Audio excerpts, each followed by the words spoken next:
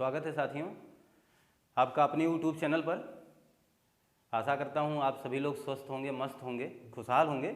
आज की महत्वपूर्ण टॉपिक है वो बिल्कुल आपके सामने उल्लिखित कर रखा हमने, क्रिया। और क्रिया कहने से ही आपका इसका भाव समझ में ही आ ही गया होगा। काम को ही हम क्रिया कहते हैं, ये जाहिर सी बात है, इसमें कुछ भी लेना देना नहीं है। ये लेना ये देना ये भी तो क्रिया ही है।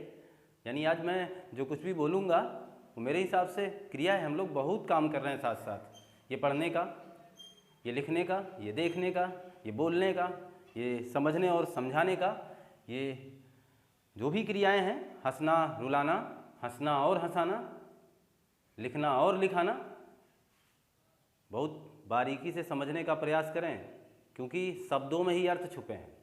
लिखना लिखाना, पढ़ना पढ़ाना, बोलना बुलाना, ये जानते हो क्या कर रहा हूँ मैं? क्रिया के प्रारूप को बार बार बदल रहा हूँ। इसका मतलब ये हुआ कि क्रिया के रूप कई प्रकार से आने वाले हैं। तो बेसिक कॉन्सेप्ट इसका सबसे पहले समझते हैं हम लोग। वाकई में क्रिया किसे कहते हैं, तो इसमें कुछ करना नहीं, हम लोगों को सीधी एक बात बोल देनी है कि काम को ही हम क्रिया कहते हैं। इतना कह देना है कि काम को क्रिया कहते हैं। यानी वो काम को क्रिया कहते हैं, यानी वो काम जो हम संपादित करते हैं या वो काम जो हम अपने दैनिक जीवन में, अपने जीवन निर्वहन के लिए या उन तमाम प्रकार की क्रियाकलापों के लिए किया ही करते हैं, है कि नहीं? वो काम है, वो क्रिया है। अब ये बात सोचना ये है कि वाकई में ये हमारे एग्जाम की दृष्टिकोण से कैसे महत्वपूर्ण हो गई। और बस इतनी सी बात है, अगर चलना फिरना, उठना बैठना, खाना धोना नहाना, तो हम तो कब के तैयार हैं एग्जामिनर को बताने के लिए। और बहुत बेसब्री से इंतजार है ऐसे प्रश्नों का।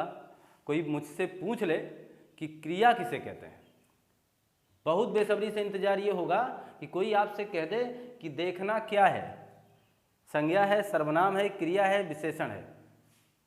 लेकिन मेरे हिसाब से वो जमाने गए, ऐसे प्रश्नों के एग्जामिनर ऐसे वाहियात प्रश्न आपसे नहीं करेगा, ये मान के चलें। ऐसे नाजुक प्रश्न आपसे नहीं करने वाला है। समझना अब यहाँ से है आपको। काम को क्रिया कहते हैं, जाहिर सी बात है, ये चीज़ अब नहीं बतानी, लेकिन इतना समझें, अगर मैं कहूँ करना, करता है, करेगा, कर चुका, कर देगा, आप सोचना जरा, ये जितनी क्रिया मैंने अभी अभी लिखी है आपके सामने, सब कहीं ना कहीं एक ही प्रारूप के हैं, है ना? करना, करता है, करेगा, कर चुका, कर देगा।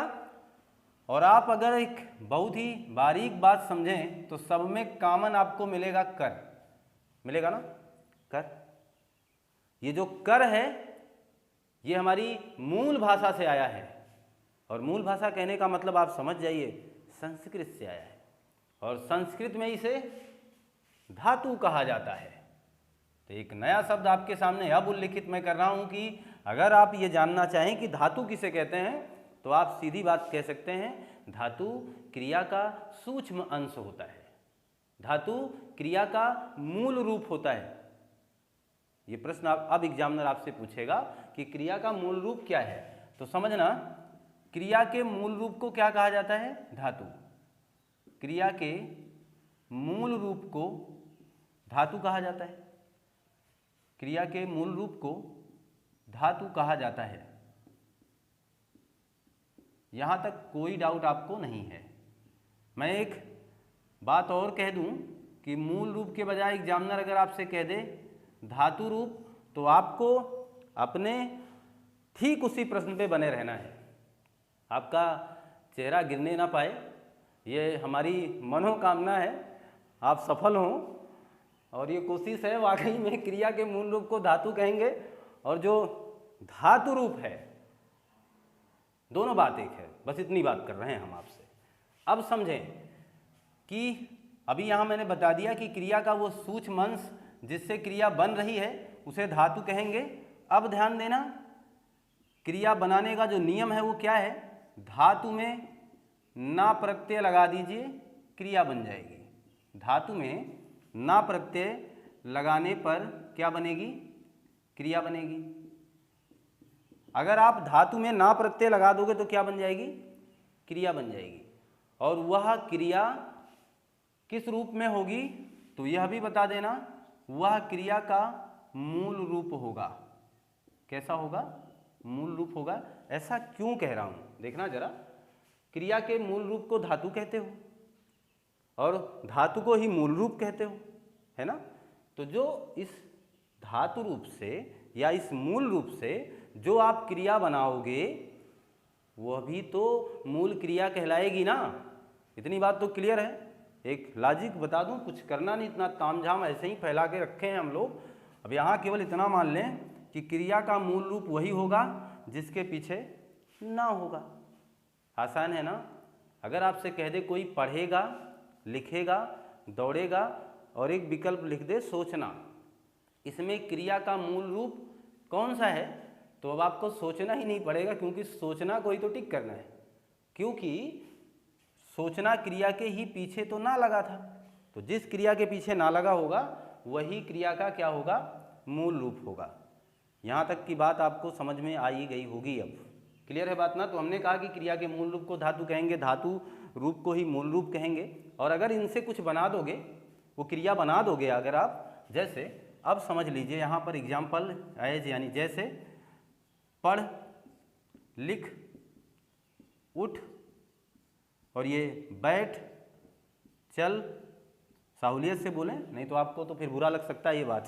क्योंकि अगर कोई व्यक्ति आपसे कहे चल, उठ, बैठ, भाग, दौड़, तो मेरे हिसाब से आपको बुरा लग जाएगा।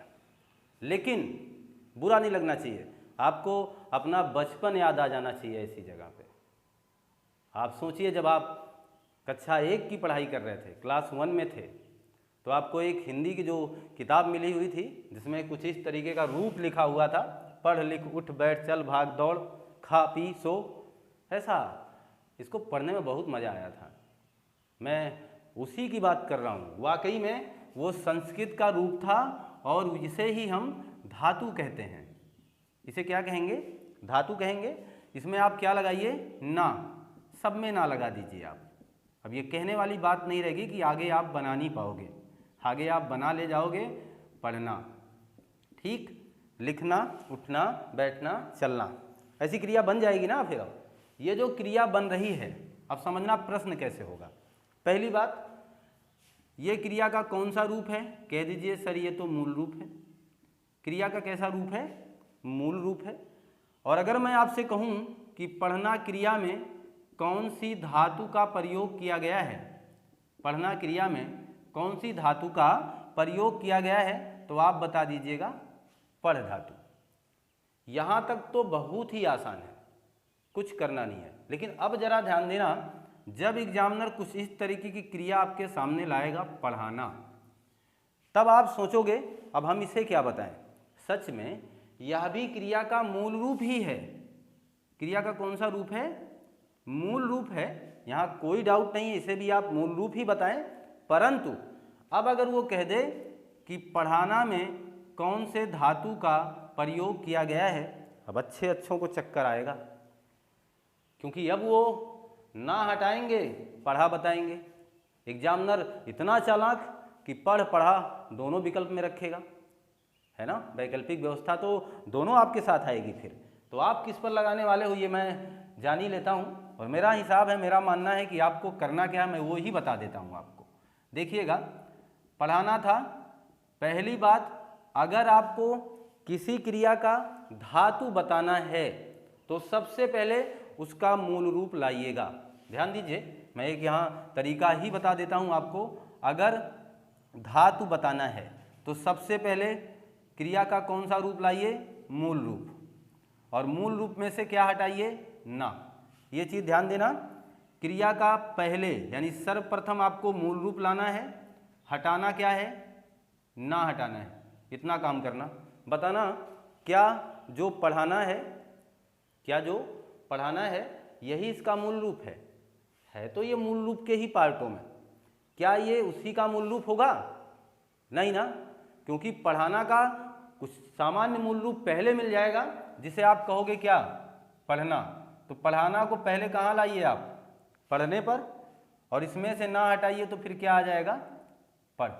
यहाँ तक की बात क्लियर है ना। अब मेरे कहने का मतलब हर वो क्रिया जिसके पीछे ना लगा है वो क्रिया का मूल रूप होता है, परंतु जब एग्जामिनर उसमें से धातु आपसे पूछे तो पक्की बात उस क्रिया को उसके पहले वाले स्टेज पे लाना होगा।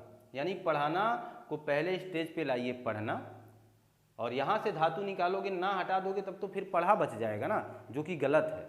आपको पढ़ निकालना पड़ेगा, इसका मतलब आपको क्या हटाना पड़ेगा, पूरी तरीके से पहले उसके मूल रूप को लाना पड़ेगा, उस पहले वाले स्टेज पर आना पड़ेगा, इसके बाद ना हटाना पड़ेगा। मैं मान के चलूँ कि अब ये बात आप समझ पाए हैं, आप इसका स्क्रीनशॉट लें, तो ये मान के चलूँ कि आपने स्क्रीनशॉट इसका ले लिया होगा।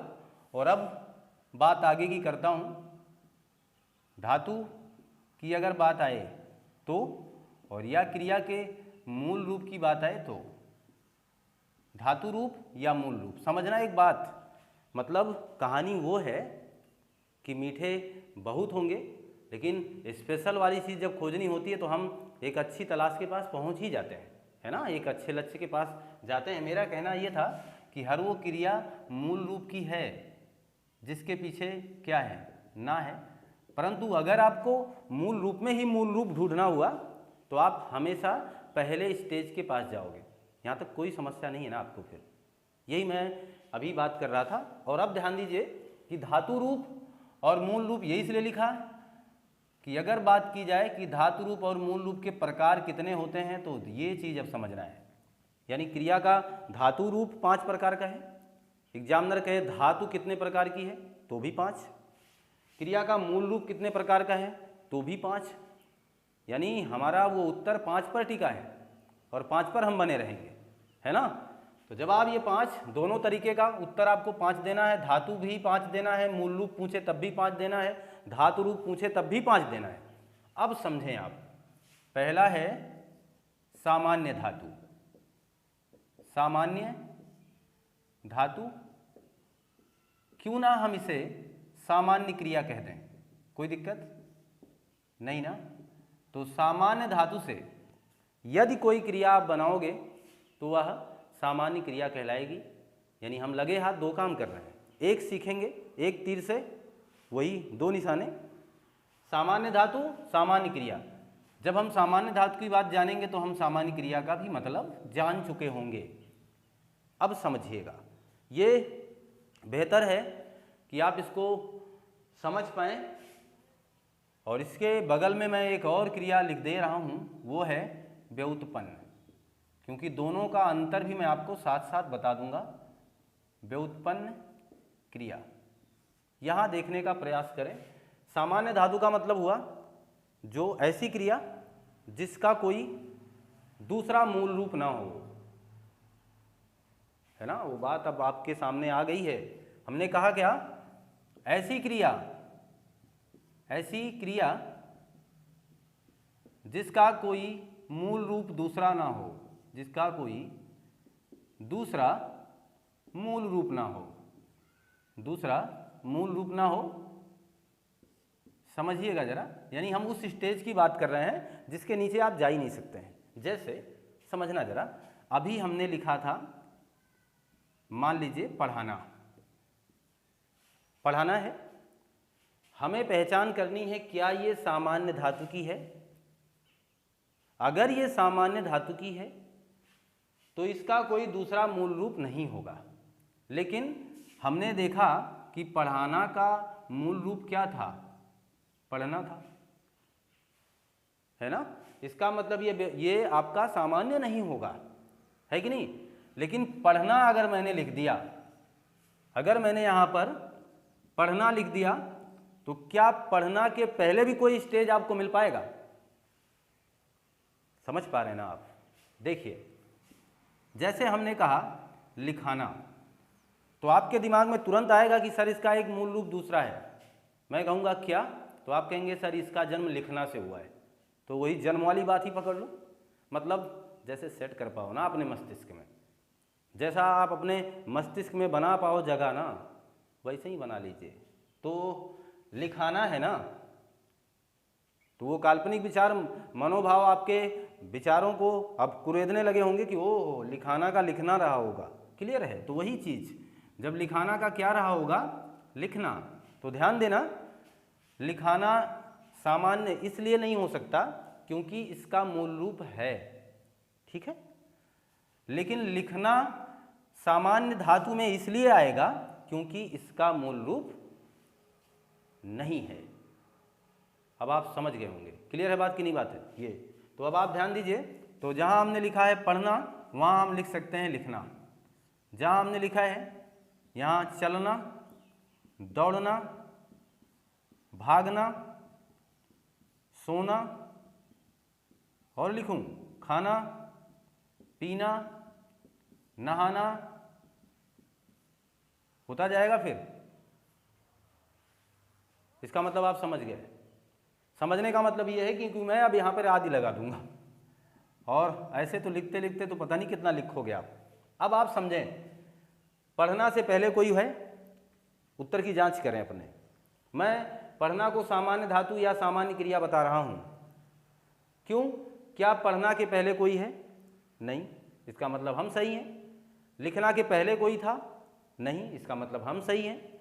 चलना के पहले कोई था? नहीं, इसका मतलब हम सही हैं। तो ये जो तमाम क्रियाएं हमने आपके सामने उल्लिखित कर रखी हैं, इनके पहले कोई और नहीं था, यानी कोई इसका और दूजा मूल रूप नहीं था, ये खुद ही मूल रूप हैं। इसलिए मैंने इन्हें क्या कहा है, सामान्य क्रिया या सामान्य धातु की क्रिया। कोई दिक्कत नहीं। अब आप समझें, आपको नहीं कहना ही पड़ेगा, मैं आपसे ये कहलवा के ही छोड़ूंगा कि अब कोई दिक्कत नहीं है, ये करना चाहिए, आपको करना पड़ेगा। अब समझ में, व्युत्पन्न क्रिया, लगे हाथ हो गया हमारा काम, ये सीख चुके तो वो सीख चुके। यहां ऐसी क्रिया होगी, यहां ऐसी क्रिया होगी जिसका मूल रूप होगा, जिसका मूल रूप होगा, बस। इसलिए तो मैंने दोनों साथ साथ लिखा, यही तो मेरा उद्देश्य था ये काम करने के पीछे। ये दोनों आपके स्क्रीन पर एक साथ लगाने का मसला हमारा यही था कि जिससे दोनों बातें आपका एकदम साथ साथ क्लियर हो जाए। तो यहाँ आप समझ पाए हैं कि ऐसी क्रिया जिसका कोई दूसरा मूल रूप नहीं था, यहाँ मूल रूप होगा। जैसे अब ध्यान दीजिए, जैसे अगर हमने कहा पढ़ाना, तो आप कहोगे हाँ सर व्युत्पन्न है, क्यों? क्योंकि इसका मूल रूप पढ़ना है। उत्तर की जांच करते रहे, जबरदस्ती उत्तर मत दीजिएगा। पढ़ाना का मूल रूप पढ़ना, लिखाना का मूल रूप लिखना, है कि नहीं? आगे देखिए, बताना का मूल रूप, बताइए जरा, बतना, बताना का मूल रूप क्या होगा? क्या बतना होगा? नहीं। तो इसके यहाँ आसपास हम लोग एक स्टार बना देते हैं जानकारी के लिए। आगे देखिएगा, अगर हम लोग कहें सुलाना, तो आप कहोगे सर सुलाना का मूल रूप तो सोना रहा होगा। क्लियर है, कोई बात नहीं। अगर हम आपसे कह दें नहलवाना, तो नहलवाना का मूल रूप नहाना रहा होगा, है ना? और अगर हम बात करें पढ़वाना, तो पढ़वाना का मूल रूप क्या रहा होगा? क्या रहा होगा? पढ़ना रहा होगा। तो मूल रूप तो निकल रहे हैं ना फिर इसके।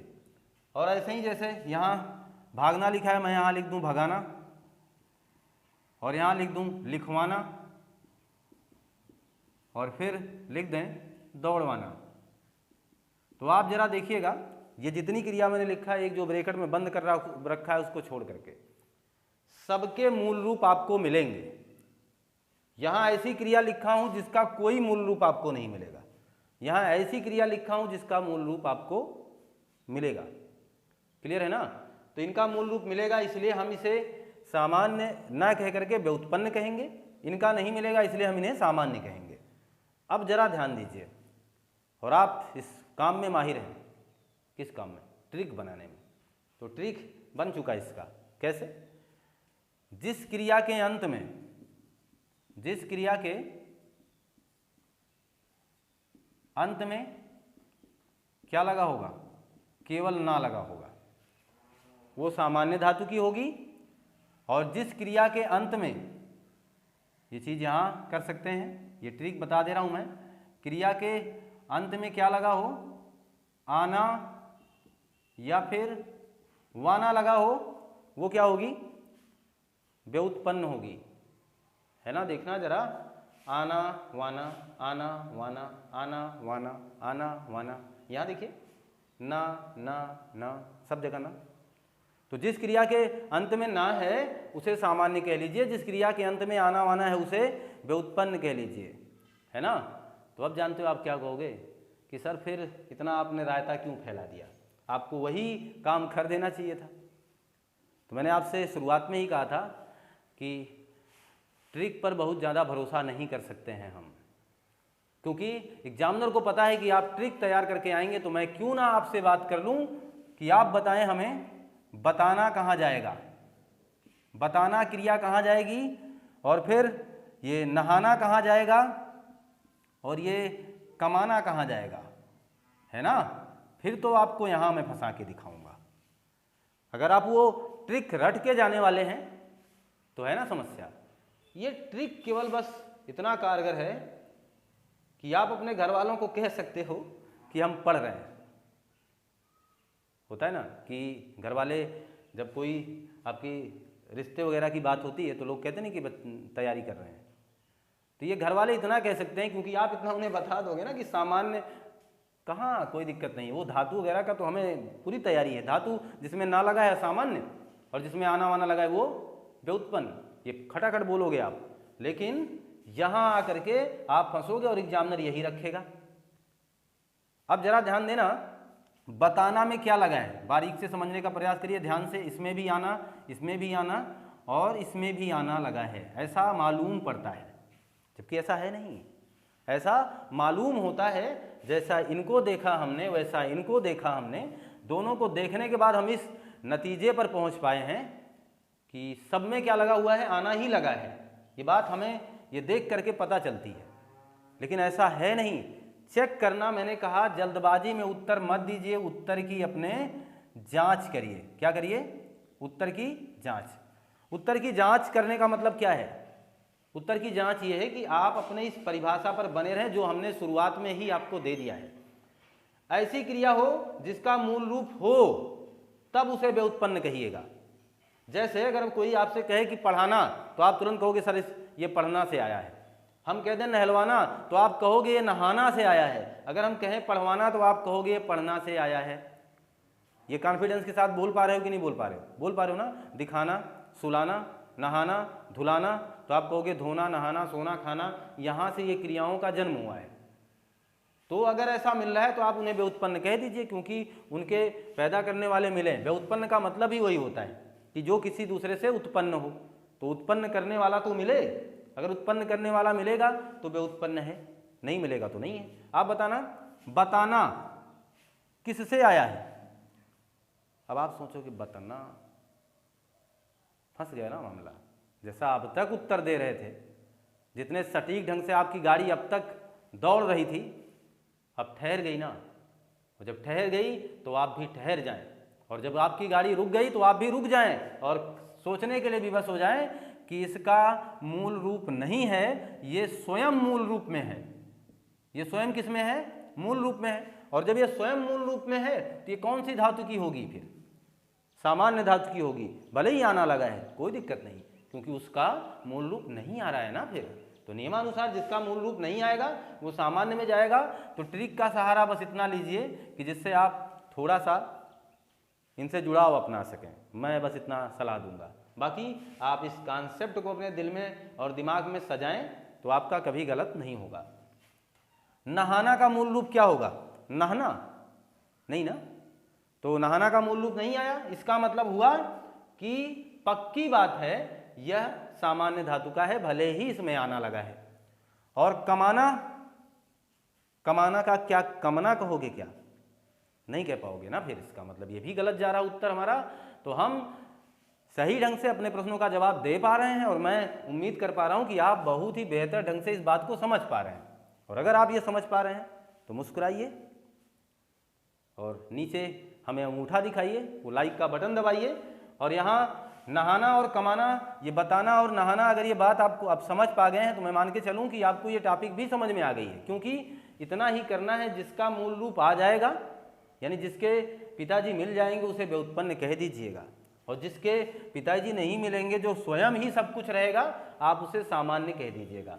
तो व्युत्पन्न क्रिया को हम लोग व्युत्पन्न धातु भी कह देंगे, ये बात आप ध्यान दें। यानी इसमें जो धातु प्रयोग में लाई गई है हम उसे व्युत्पन्न धातु कह देंगे, और यहाँ जो हम धातु का प्रयोग कर रहे हैं हम उसे सामान्य धातु कह देंगे। ऐसा इसलिए क्योंकि हो सकता है आपका एग्जामिनर कभी इस तरह कह दे कि पढ़ कैसा धातु है और पढ़ा कैसा धातु है। तो सच पूछो तो पढ़ ही धातु है, पढ़ा कोई धातु नहीं है।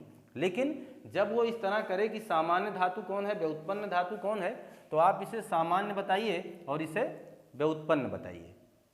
अब क्लियर हो गए ना आप कि सामान्य और व्युत्पन्न धातु क्यों कह रहा हूँ, क्योंकि एग्जामिनर किस एंगल से आपसे प्रश्न पूछना चाहेगा वो उसकी जिम्मेवारी है ना। वो अपने हिसाब से प्रश्न करेगा, हमारे हिसाब से थोड़ा करेगा। तो हम तैयार रहें हर प्रश्नों के लिए। अगर पढ़ और पढ़ा में पूछे कौन सामान्य है तो कहिए पढ़ सामान्य है और पढ़ा क्या है, व्युत्पन्न है। क्लियर है ना, क्योंकि पढ़ा का मूल रूप पढ़ रहा होगा। ये तो उत्तर की जांच करने का इसमें तरीका है, वो फार्मूला आपके समझ में आ ही गया होगा। तो आप इसका स्क्रीनशॉट लें। तो सामान्य धातु की क्रिया और ये व्युत्पन्न धातु की क्रिया, मैं मान के चलूँ कि अब आप ये समझ पाए हैं। और अब तीसरा महत्वपूर्ण पहलू इस पर अब आएगा, नाम धातु। ये मोस्ट इंपॉर्टेंट है। नाम धातु या इसे ही कहा जाता है नामिक क्रिया या नाम धातु की क्रिया। इस बात को ध्यान देना, ये इसलिए महत्वपूर्ण है क्योंकि यहाँ से एग्जामिनर सर्वाधिक प्रश्न पूछता है धातु वाले चैप्टर से। धातु वाले टॉपिक से अगर प्रश्न सबसे ज़्यादा कहीं से पूछा जाता है तो यहीं से नामिक क्रिया या नाम धातु की क्रिया, ऐसा करके एग्जामिनर बात कर लेगा आपसे। फिर यहाँ थोड़ा सा आपको ज़्यादा केंद्रित होने की ज़रूरत भी है, वो इसलिए क्योंकि इंपॉर्टेंट कह रहा हूँ, और दूसरा थोड़ा सा सहूलियत इसमें देना ही हम लोगों को है। यहाँ ध्यान देना, मैं बताने वाला हूँ ऐसी क्रिया जो या तो संज्ञा से बनी हो, ऐसी क्रिया जो या तो सर्वनाम से बनी हो, या ऐसी क्रिया जो विशेषण से बनी हो। ये तीन पार्ट मैं इसके आपके सामने उल्लेखित कर दिया, वो इस वजह से क्योंकि अब आप जान पाओगे। ऐसी क्रिया जिसका जन्म या तो संज्ञा से हो, ऐसी क्रिया जिसका जन्म या तो सर्वनाम से हो, और ऐसी क्रिया जिसका जन्म या तो विशेषण से हो, हम उसे नामिक क्रिया कहेंगे। आप सोचेंगे सर इतना बड़ा बड़ा चैप्टर क्यों सामने आ जा रहा है और अभी पार्ट में पार्ट बनते चले जा रहे हैं। सच में है ही वो बात। यहाँ ऐसे समझिएगा कि आपको क्रिया बनानी है, और जो क्रिया संज्ञा से बनी हो, जैसे बताना समझना। बात क्या है, संज्ञा है कि नहीं है ना। झूठ क्या है, संज्ञा है कि नहीं है। झूठ भाववाचक संज्ञा तो है, झूठ हो गया, बात हो गया, और फिर दुख हो गया, दुख भी संज्ञा है। और अगर हम बात करें हाथ की तो हाथ भी संज्ञा है, और अगर हम बात करें लात की तो लात भी संज्ञा है, और हम बात करें फिल्म की तो फिल्म भी संज्ञा है। अच्छा एक बात बताना, जब मैं ये शब्द लिख रहा था और मैं अगर आपसे कहूँ कि इसमें सबसे ज़्यादा हंसाने वाला शब्द कौन सा है, ये इस टॉपिक का है नहीं, ये केवल मैं आपसे जानना चाह रहा हूँ आप क्या बताओगे। अगर मैं ये पूछूं आपसे कि बात, झूठ, दुख, हाथ, लात, फिल्म में से सबसे ज़्यादा पढ़ते समय हमें कौन हंसा देगा, तो पक्की बात है आप लोग कहोगे सर लात। ऐसा लग रहा होगा कि लात अशुद्ध शब्द लिख दिया गया है, जबकि सर को पैर लिखना चाहिए था, है ना। गलत जवाब है, वो लात सही लिखा है हमने। पैर का मतलब होता है पूरा आपके जो यहाँ वाला पार्ट है, कमर से लेकर के पूरा नीचे तक ये हिस्सा पैर है। और लात का मतलब वो जहाँ पर आप चप्पल पहनते हैं और महिलाएं जहाँ से पायल का संपर्क बनाती हैं, वहाँ से वो नीचे वाला हिस्सा लात है। तो ये बात आप समझ जाइए, दोनों में अंतर है, लात कहना गलत नहीं है। और अब देखिए, और अगर हम बात करें इनसे क्रिया बनाने की तो ज़बरदस्ती बनाने का प्रयास किया जाए, अब बात से बन जाएगा बतियाना। तो ध्यान देना, एग्जामिनर कहेगा बतियाना कैसी क्रिया है, सामान्य व्युत्पन्न की नामिक। कैसी क्रिया है, नामिक। क्यों, क्योंकि बतियाना में बात लगा है, बतियाना में बात लगा है जो कि एक संज्ञा है, अतः आप उसे कह दीजिए ये नाम धातु की है, नामिक क्रिया है। क्लियर है ना। तो बात से बन गया बतियाना, और झूठ से झुठलाना, दुख से दुखाना, और हाथ से बनाते जाइए, हाथ से हथियाना और लात से, हाथ से हथियाना, लात से लतियाना और फिल्म से फिल्माना। तो ये सारी की सारी क्रिया तो बन गई। फिर हाथ से हथियाना और लात से लतियाना, तो ये जो भी क्रिया आपने बना रखी है, आप अगर इन्हें थोड़ा सहजता, शालीनता, प्रेम से देखने का प्रयास करें ना, तो आपके सामने उत्तर आ जाएगा। देखो, बतियाना में बात छुपा है, झुठलाना में झूठ छुपा है, दुखाना में दुख, हथियाना में हाथ छुपा है, लतियाना में लात छुपा है और फिल्माना में फिल्म, और संबंधित सभी शब्द संज्ञा के उदाहरण हैं। और अगर ऐसे हैं तो ये बात कहने में हमें निसंकोच, अब कोई संकोच ही नहीं होना चाहिए कि हकीकत में ये सब संज्ञा से बने हैं, अतः ये नाम धातु की नामिक क्रिया कहलाएंगी। डाउट खत्म, है ना। अब बात करें सर्वनाम की, तो सर्वनाम में केवल एक मिलेगा आपको, वो भी है आप। और आप से क्या बना पाओगे आप? अपनाना। तो एक तो ये झूठे ही भीड़ बनाए हुए थे, बस इनसे बहुत मतलब नहीं, इनका तो तैयार हो गया। अपनाना कैसी क्रिया है? नामिक है। वो किससे बनी है? सर्वनाम से। कोई दिक्कत?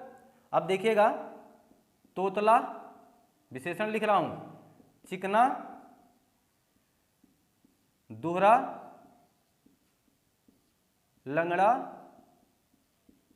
ये चीज, और एक लिख दें पागल। ठीक है। अगर मैं कह दूं तोतला, चिकना, दोहरा, लंगड़ा, पागल, सब विशेषण है कि नहीं है? सबके सब विशेषण ही आपको यहां मिल रहे होंगे, है ना। जैसे तोतला बच्चा, चिकना घड़ा, दोहरा कोई भी चीज, लंगड़ा व्यक्ति, पागल लड़का। यही तो हमने आपको विशेषण के चैप्टर में यही तो बात हमने आपसे बोला है। क्या बोला है? ये तो बोला है कि विशेषण वह होगा जिसके ठीक बाद आप संज्ञा लगा सकते हैं। तो लगा सकते हैं तो विशेषण कह सकते हैं इन्हें, है ना। अगर आपको विशेषण सही ढंग से समझना है, और अगर आपने नहीं देखा है वीडियो तो पीछे जाइए, इसके ठीक पहले विशेषण की ही क्लासें निकली हैं जिन्हें हमने 5 पार्ट में पढ़ाया हुआ है। विशेषण के पार्ट 5 तक आप देखिए, पार्ट 1, पार्ट 2, पार्ट 3, पार्ट 4 और पार्ट 5। ऐसा करने से आप विशेषण का संपूर्ण गहन अध्ययन कर सकते हैं। यही मेरा उद्देश्य है। मैं आपको ये चाहता हूं कि आप मैच्योर होकर के एग्जाम में बैठें, अपने इस चैनल से वो सारी चीज़ लें, जब आप एग्जाम में बैठ रहे हों तो हमें भी थोड़ा सा याद करें।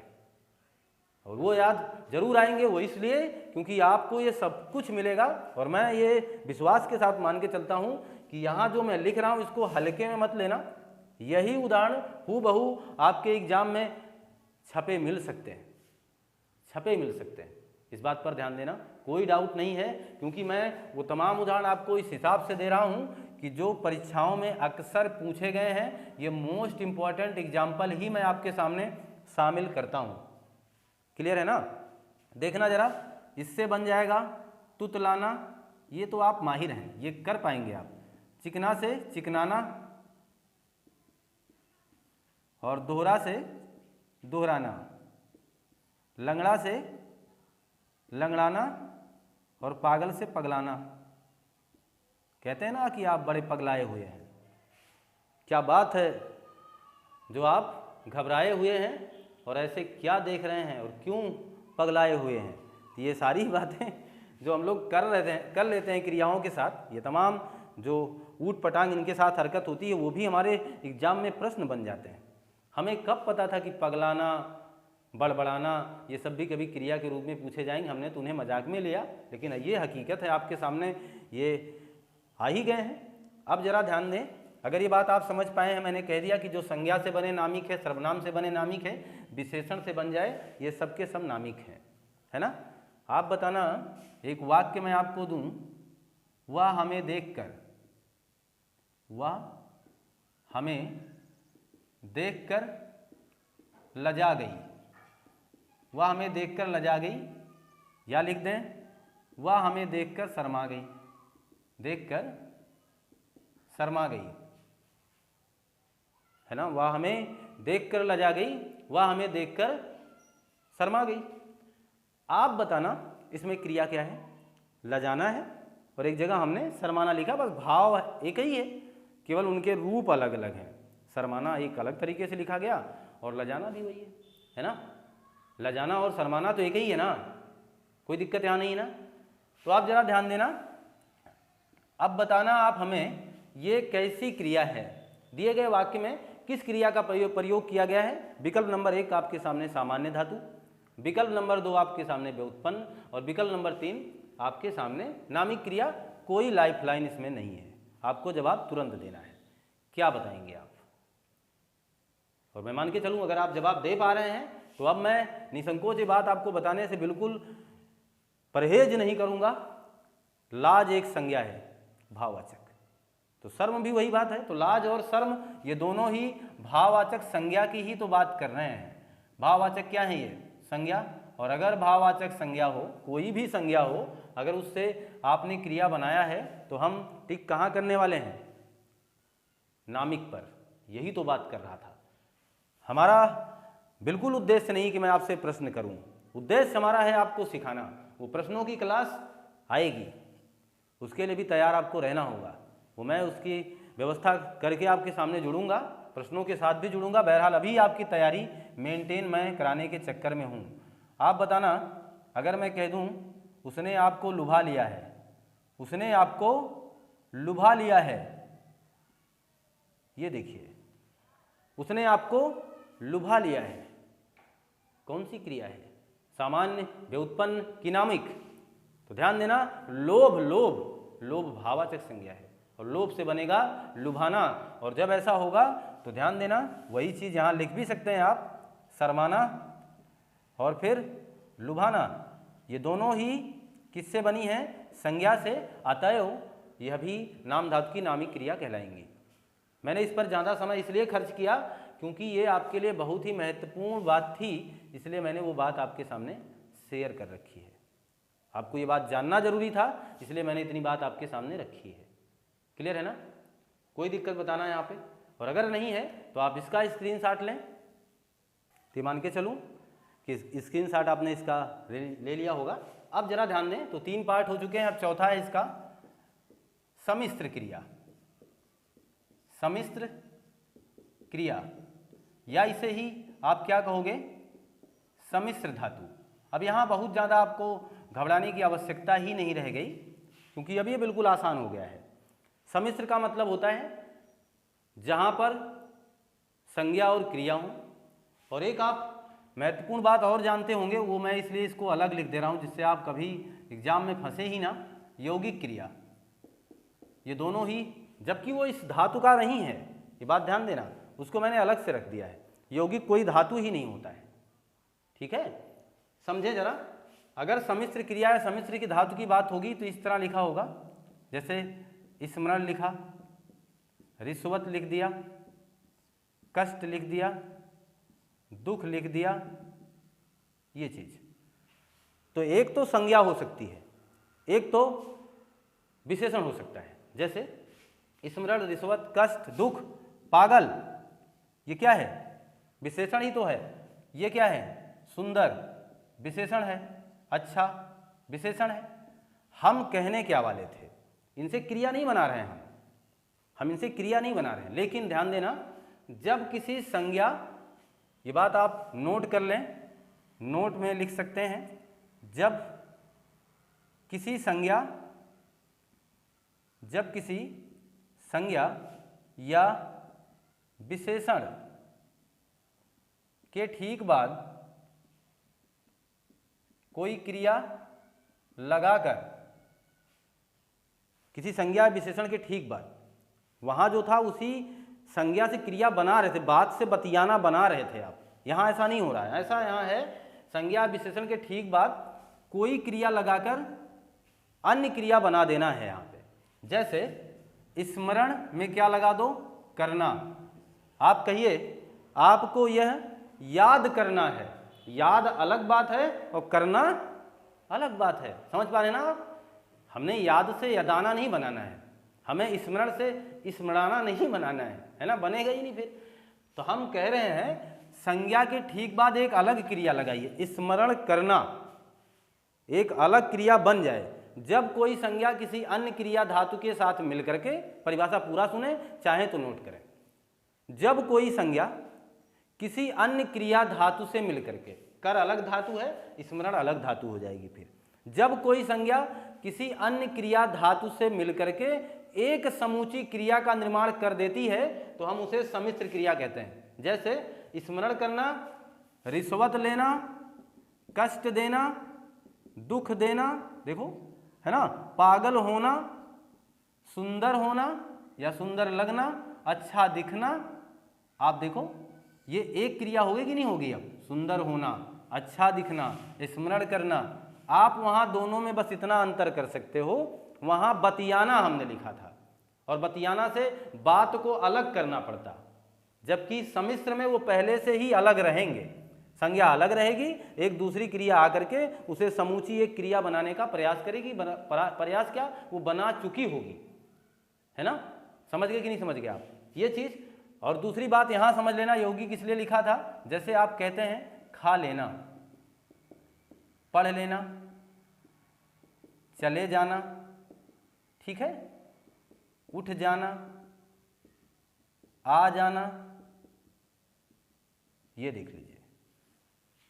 जब दो धातु एक साथ आए हैं, जब दो धातुएं एक साथ आई हैं, खाना और लेना, पढ़ना और लेना, चलना और जाना, उठना और जाना, आना और जाना, है कि नहीं? ये तो बहुत आसान है। जब दो धातुएं एक साथ आई हैं, यानी दो धातु की क्रियाएं जब आपके सामने एक साथ आ जाएं तो आप उन्हें क्या कह दीजिएगा? यौगिक क्रिया। क्लियर है ना? यौगिक क्रिया। और अगर कभी भी धातु पूछा जाए तो इसमें भी आपको क्या बताना है? सम्मिश्र धातु बताना है, इस बात को ध्यान रखें।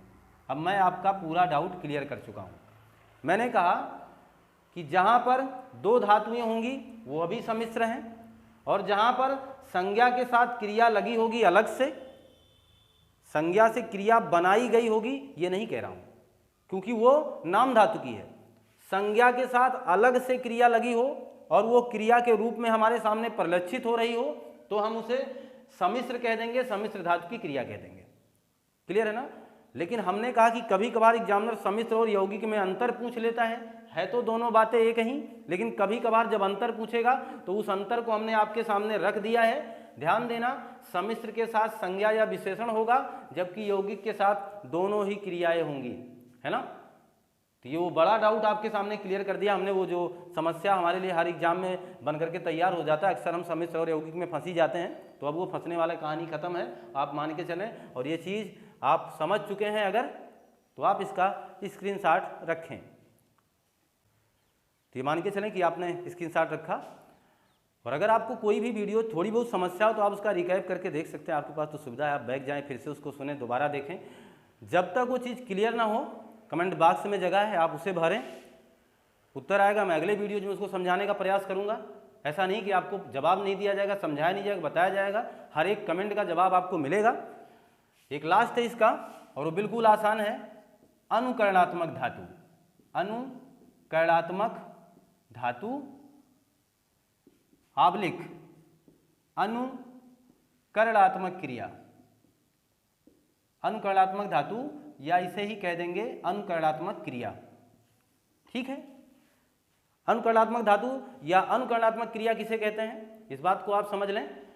और जब भी ये बात की जाए अनुकरणात्मक धातु या अनुकरणात्मक क्रिया का मतलब यही देख लेना, अनुकरण करने की बात है। और बस मैं इसका एक आसान तरीका आपको बता दे रहा हूँ, ध्वनि से बनी हुई क्रिया, ध्वनि से बनी हुई क्रिया क्या कहलाएगी? अनुकरणात्मक क्रिया कहलाएगी, या उसे ही हम अनुकरणात्मक धातु कहेंगे। जैसे कहीं भी 2-4-10 व्यक्ति बात कर रहे हैं तो आपको डिस्टरबेंस हो रहा है तो आप कहेंगे बड़बड़ा रहे हैं, है ना, बड़बड़ाना। आप घोड़े की आवाज़ सुनेंगे तो कहेंगे हिनहिना रहा है, हिनहिनाना, चहचहाना, है ना। तो ये जो टर्राना और चहचहाना, टरटराना, भिनभिनाना, फुसफुसाना, ये जो आपकी विशेषताएं हैं वो तमाम चीज़ें, तो जिनको आवाज़ से आप सुनते हैं या आवाज़ सुन करके जिन क्रियाओं का निर्माण आप किए हुए हैं, हिनहिनाना, फुसफुसाना, फुसफुसाना और बड़बड़ाना, ये चीज़ क्लियर है ना? आपसे कह दूं खनखनाना, तो ये सब तो आवाज है। टनटनाना आवाज है कि नहीं आवाज है? खटखटाना, टनटनाना, बड़बड़ाना, ये जो भी अगर आप आवाज़ों से किसी क्रियाओं को सुन करके अनुकरण करके उन्हें क्रिया का रूप देते हैं तो आप उसे निसंकोच अनुकरणात्मक धातु की अनुकरणात्मक क्रिया कह लीजिएगा। इसका बहुत ही सिंपल फंडा था, इसमें बहुत टाइम लगाने की या देने की आपको आवश्यकता नहीं है। बाकी आप कमेंट बॉक्स में कमेंट करेंगे, जहाँ भी समस्या होगी आप उसे बताइएगा, हम उसको सुलझाने का प्रयास करेंगे। और जाहिर सी बात है अभी ये क्रिया की शुरुआत है, ये क्रिया का मान के चलें पार्ट 1 है और क्रिया के ऐसे तमाम पार्ट आने वाले हैं। तो मैं हर पार्ट में ये कोशिश करता हूँ, रिकैप देता हूँ।